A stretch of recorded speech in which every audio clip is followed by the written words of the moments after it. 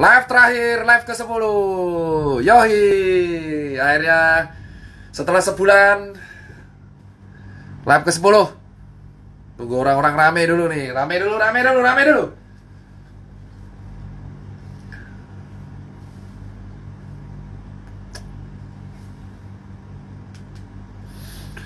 kasih kawan-kawan. Fokus kita hari ini adalah solusi evaluasi kejadian setelah 9 yang terjadi. Yang pertama, banyak orang yang melaporkan. Banyak banget ada orang laporin teman. Gara-gara saya nge-repost atau apapun. Cuman saya nggak bahas itu, terserah lah. Dan resiko kalau kita bersuara tuh pasti ada ancaman laporan UU ITE dan kawan-kawan. Terserah lah. Toh hidup kita cuma sekali juga. Jadi kita akan bahas mengenai perkembangan pandemi. Ini saya akan bacakan berbagai sumber yang saya kasih. Jadi saya bilang ya, saya nggak mengatakan yang pertama adalah, aduh mana tadi?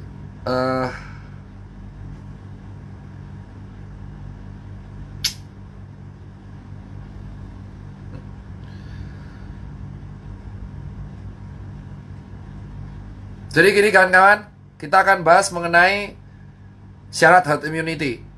Jadi saya akan bacakan dari mayoclinic.org. Yang pertama nih, live ke-10, live terakhir saya. Entah habis ini saya hilang apa enggak. Saya lakuin live cuma sampai maghrib ya. Azan maghrib langsung stop. Pertama, kenapa herd immunity important? Ini dari saya membacakan dulu. Jadi herd immunity itu adalah ketika sebagian besar dari sebuah komunitas menjadi kebal terhadap penyakit dan menyebabkan penyebaran penyakit antar orang ke orang menjadi mustahil.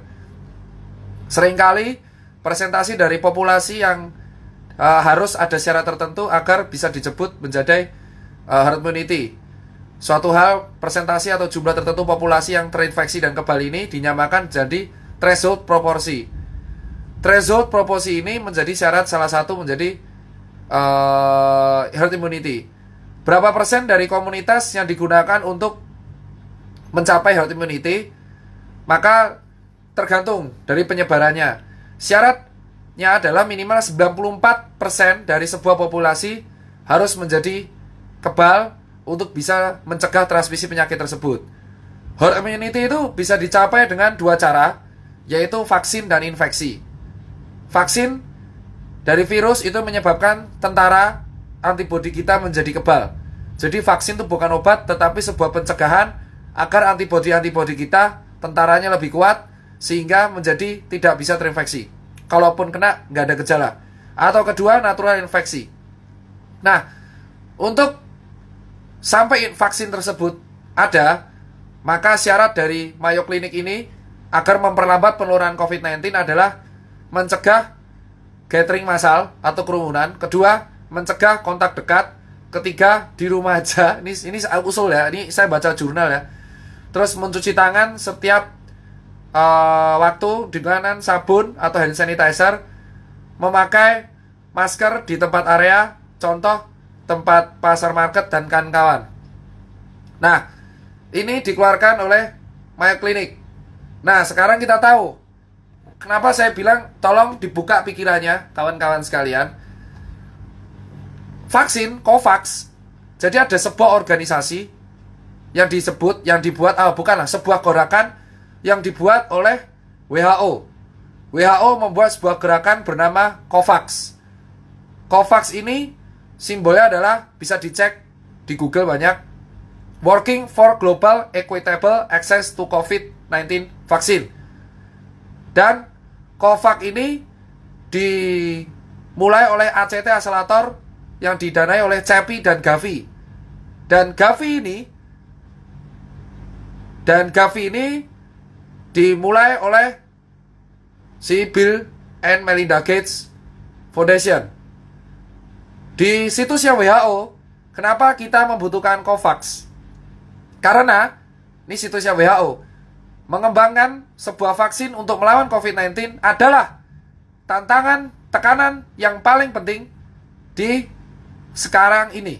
Dan tidak ada yang bisa memenangkan perlombaan ini sampai semuanya menang.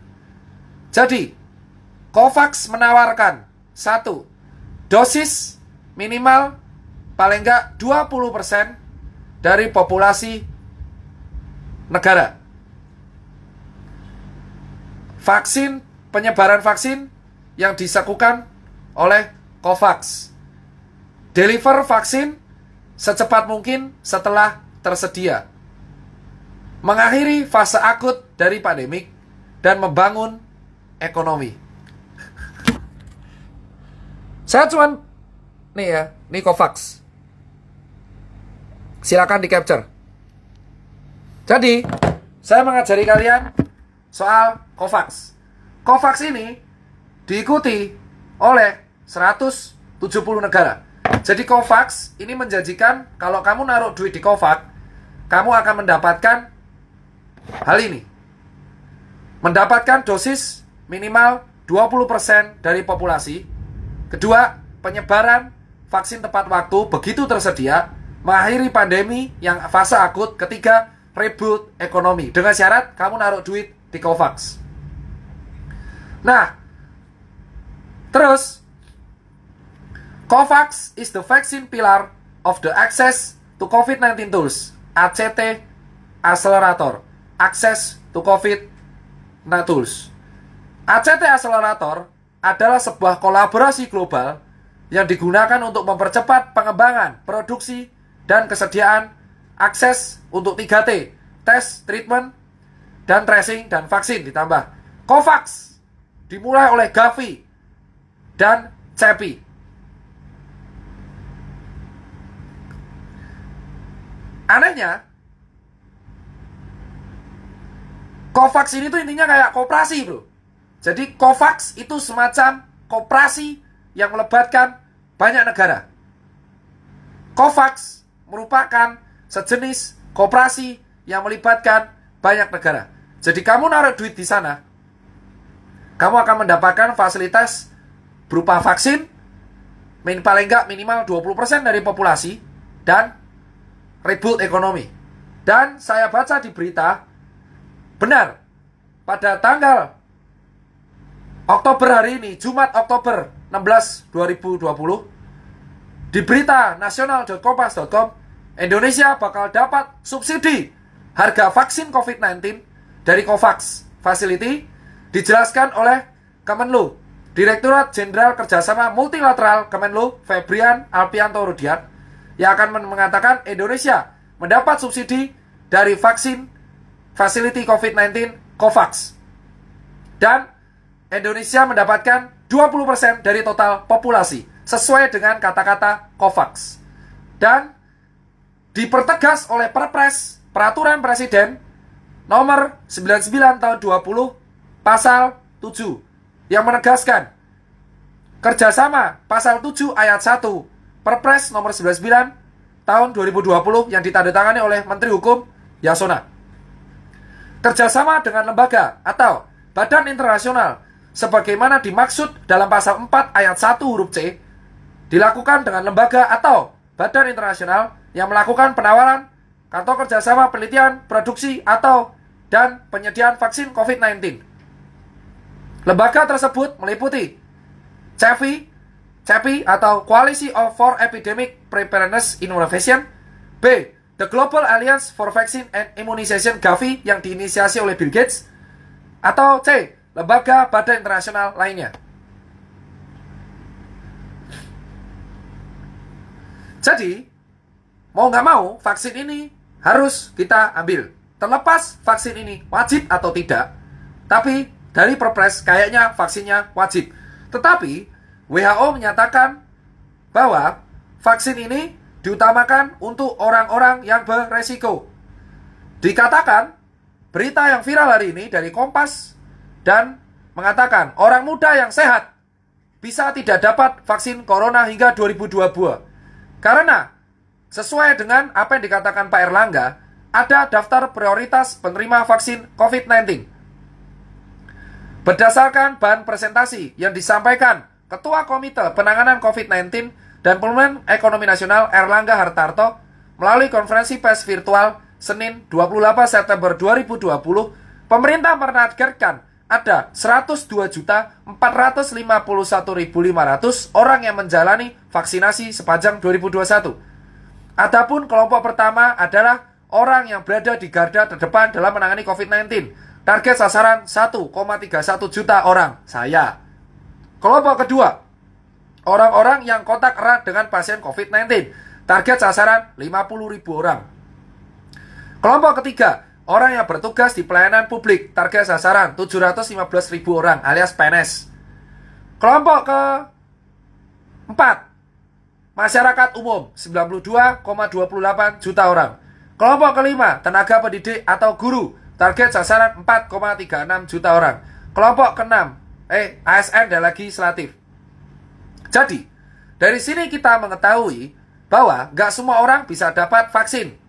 Nah, maka dari Perpres 99 nomor 2020 yang kita bekerja sama dengan Gavi, yang kita disubsidi oleh COVAX, yang kita juga harus membantu penyebaran vaksin secara adil, maka diutamakan orang beresiko, anak muda sehat, jangan mimpi. Saya kelompok nomor 1. Cuman, ini kita akan bahas tentang COVID-19-nya. Pertama, yang paling aneh, ada demo Omnibus Law.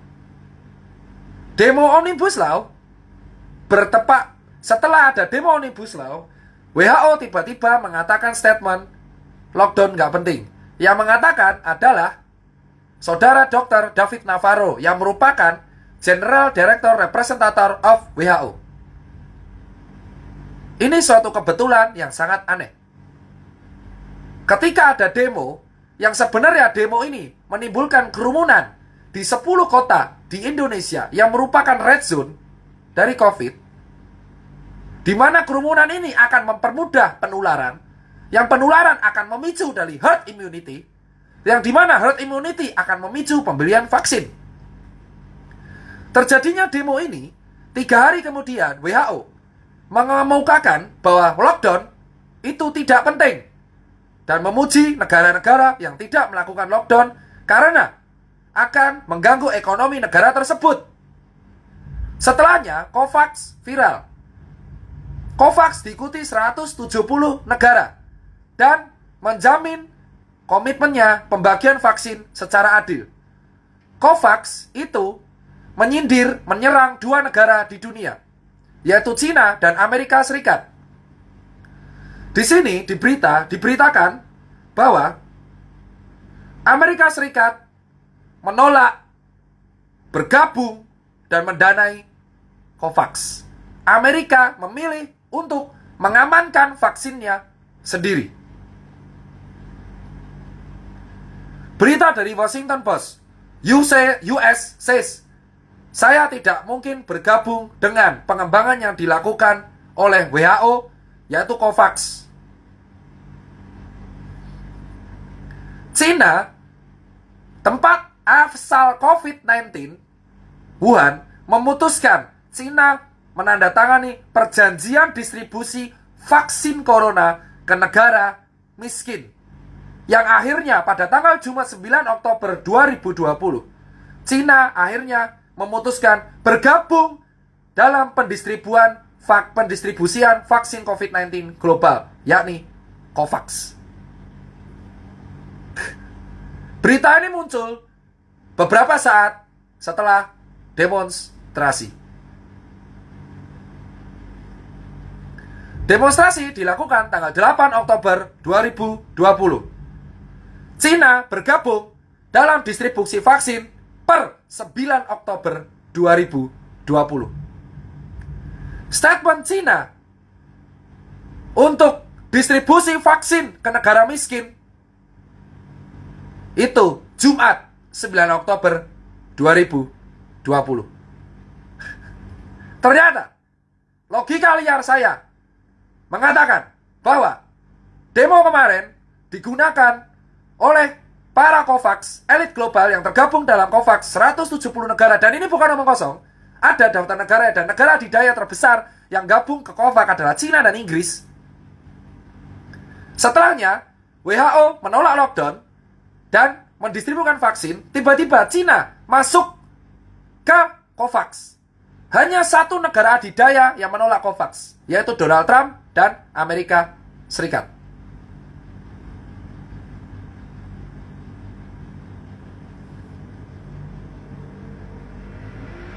Jadi, sesuatu yang ingin saya sampaikan adalah COVID-nya ada. COVID merupakan virus. Virus yang merupakan perbatasan antara makhluk hidup dan benda mati.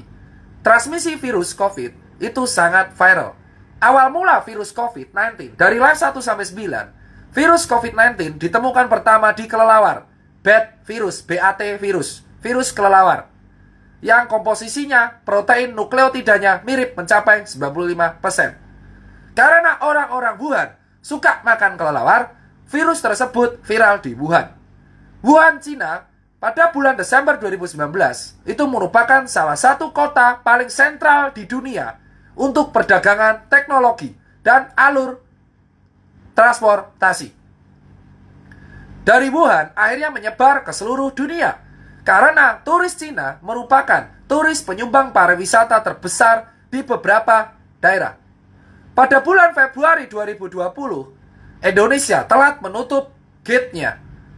Kenapa telat menutup gate-nya? Karena kita masih menerima pemasukan terbesar, yaitu turis Cina. Saat ini, pada waktu Februari 2020, saat itu aneh. Kalau Indonesia nutup turis Cina, kita akan ditegur oleh Cina. Dan itu real. Kalau kita menutup turis Cina, kita akan kehilangan penghasilan triliunan yang bisa disampaikan oleh turis Cina. Maka saat Februari 2020, negara kita tidak punya pilihan lain selain menerima turis Cina. Pada waktu itu, turis Cina masuk ke Indonesia. Ini adalah fakta dan yang belum dibuka ke masyarakat. Sejatinya saat itu, Cina menekan Indonesia agar turisnya tetap diterima. Dan saya dapat info ini bukan kaleng-kaleng. Jadi saat itu, pemerintah kita tidak ada pilihan selain membuka turis Cina. Saat itu COVID yang dibawa oleh turis Cina menyebar sangat masif di Jakarta dan di Bali. Lalu menyebar ke daerah-daerah lain. Untuk mengatasi COVID, sampai munculnya vaksin yang ternyata Bill Gates sudah join dan memulai Gavi dari tahun 1999. Seorang pengusaha teknologi melihat ceruk bisnis di balik vaksin. Bill Gates beberapa statementnya mengemukakan bahwa kelak manusia akan kelar karena virus pernafasan. Virus yang penyerang pernapasan. Dari sejak flu Spanyol, MERS, H1N1, H5N1, flu burung, sampai akhirnya COVID-19 yang selalu menyerang pernapasan. Gavi sudah mengembangkan vaksin-vaksin di bidang pernafasan. Gavi dan CEPI menjadi garda utama untuk pengembangan vaksin COVID-19. Pada bulan Maret dan April 2020, WHO menyarankan untuk lockdown. Dan saya masih ingat di berita saya capture, WHO menyayangkan Indonesia yang telat. Tetapi sekarang, di Oktober, 3 hari setelah demonstrasi 2020, WHO menolak lockdown. 1 hari setelah demonstrasi Omnibus Law, ternyata Cina masuk mendistribusikan vaksin. Pada waktu Omnibus Law kemarin disahkan, kita lupa, ternyata Perpres disahkan tanggal 6 Oktober 2020. Perpres mengenai vaksin ditandatangani oleh Bapak Yasona Lawli, Kementerian Sekretariat Negara, Bidang Hukum dan Perundang-undangan, pada tanggal 6 Oktober 2020. 1 hari setelah Omnibus Law disahkan. Kita lupa, ternyata vaksin sudah akan disebarkan secara masif di Indonesia melalui Perpres 99 tahun 2020 dan kita tidak akan bisa menolaknya. Dan Indonesia akan mendapatkan vaksin Sinovac dari Cina yang tiba-tiba masuk ke COVAX yang dibuat oleh WHO. Anehnya, COVAX yang berawal dari Amerika Serikat justru didanai utama oleh Bill Gates dan Cina. Dan ini bukan konspirasi, ini fakta, ada di media dan disebarkan ke Indonesia. Saya merupakan salah satu penerima vaksin paling pertama. Tapi saya mengajari kalian, ternyata kita hanyalah pion-pion catur yang dimainkan oleh para pemain kita, yang tergabung, yang dinamakan oleh elit global. Yang elit global ini ternyata tergabung dalam COVAX. Dan emang itu ada.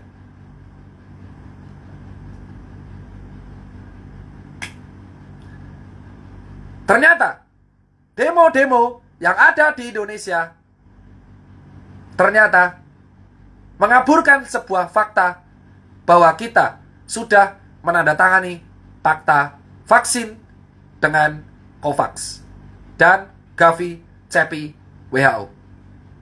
Disebarkan oleh dua, yaitu Bio Farma dan KB Farma melalui Perpres 99 tahun 2020. Kalian mendebatkan Omnibus Law, tapi kalian lupa isu sesungguhnya adalah penyebaran vaksin yang dimulai dari November sampai 2022. Sejatinya, kita kesimpulannya adalah COVID-19 itu ada. COVID-19 masuk ke Indonesia kemungkinan secara disengaja oleh turis-turis dari Cina. Karena pada bulan Februari, negara kita tidak bisa menutup karena ada tekanan dari luar melalui turis-turis Cina yang menjadi penyumbang terbesar pariwisata di Indonesia. Kita diserang oleh COVID-19 yang menurut saya adalah senjata biologis yang secara masif meluluh rantakan ekonomi dan kesehatan di Indonesia. Vaksin untuk COVID-19 dibuat oleh COVAX dan WHO dan akan disebarkan ke seluruh dunia. Indonesia masuk ke dalam COVAX. Satu-satunya negara yang menolak adalah Cina melalui Amerika Serikat melalui Donald Trump. Jadi, apa yang diteriakan oleh Jering dan FA101 tentang konspirasi elit global di COVID-19 akhirnya terbukti di tanggal 6 Oktober 2020. Pak Mardigu sudah menjelaskan ini sejak setengah tahun lalu. Saya seorang relawan yang di lapangan yang menunggu wait and see bukti-bukti. Ternyata kita sudah terjebak dalam lingkaran COVID-19. Jadi apa yang diteriakan oleh FA mengenai COVID itu adalah senjata yang memang dibuat dan ditransmisikan oleh orang Cina, turis Cina ke Indonesia secara sengaja pada bulan Februari 2020 yang membuat Indonesia luluh lantak secara ekonomi dan secara kesehatan. Dan akhirnya, mau nggak mau kita masuk ke COVAX, yang COVAX ada Cinanya dan Bill Gates-nya dan tidak ada Amerika Serikatnya. Dan kita sekali lagi akhirnya mengeluarkan uang dalam jumlah besar untuk membeli vaksin.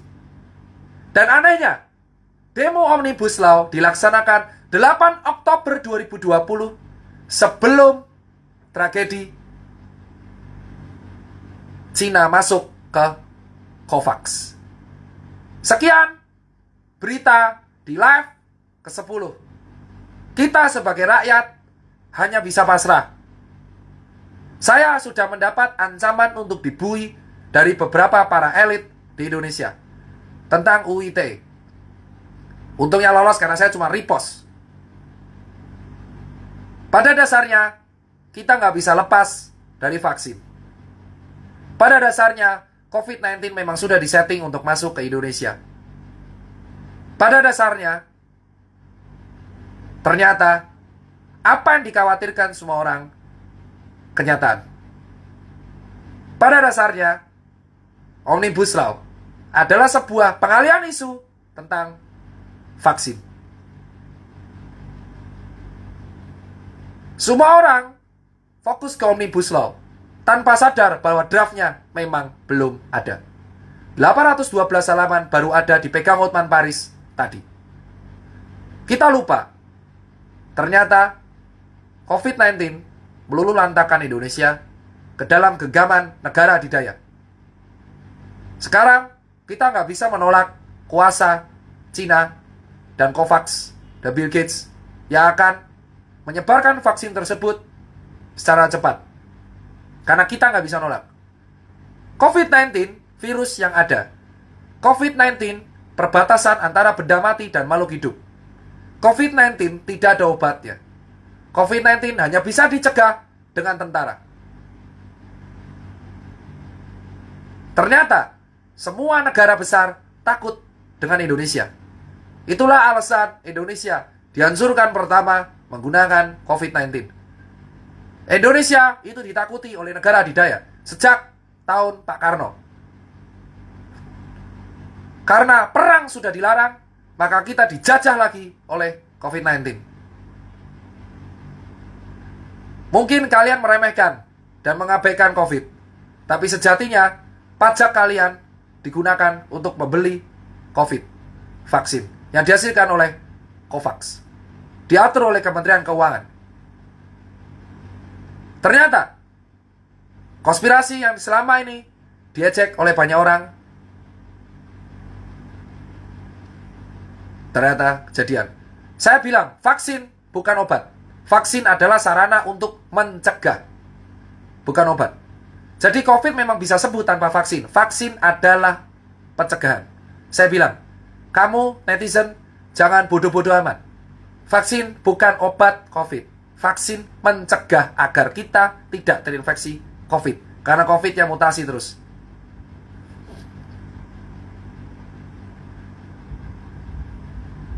Dan akhirnya, sekarang kita menikmati hasil. Kalian berdebat tentang Omnibus, tapi kalian lupa, COVAX dan Cina sudah menjajah kita lewat vaksin. Terima kasih telah menonton saya selama 10 live. Sebagai rakyat, kita hanya bisa pasrah,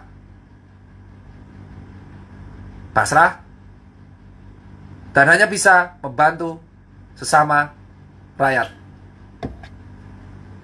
Kita nggak akan pernah bisa menolak vaksin. Mau kamu buat gerakan, tidak akan bisa menolak. Mau kamu menolak, nggak akan bisa. Kita terjebak dalam sistem. Dan kalian semua terfokus oleh Omnibus Law. Tapi lupa, vaksin akan sudah ke Indonesia menggunakan uang-uang rakyat. Dan kita dikendalikan oleh Cina dan COVAX. Setelah saya bersuara, kemarin saya mendapatkan banyak ancaman laporan. UIT lah, ancaman lah. Saya gak takut. Jika saya bersuara berakhir dibui seperti kawan-kawan saya, ya sudah. Yang penting, memang cara mencegah terinfeksi COVID itu vaksin. Sekian berita dari saya. Kita gak akan bisa nolak vaksin. Pasrah saja. Yang jelas, enjoy kalian semua yang berdebat dan lupa soal vaksin Perpres 99 tahun 2020. Selamat maghrib. Sukses buat Kemenkes, Pak Terawan dan kawan-kawan. Gak usah hadir sekalian, karena sudah selesai. COVID di Indonesia sudah selesai, karena sudah ada vaksinnya. Kamu hadir apa enggak, Pak Terawan, untuk menenangkan? Saya nggak penting. Lebih penting, rakyat bisa makan. Tugasmu sudah ada, menyebarkan vaksin. Terima kasih buat semua yang telah melihat COVID drama di Indonesia. The end. Karena sudah ada vaksin. Selamat maghrib.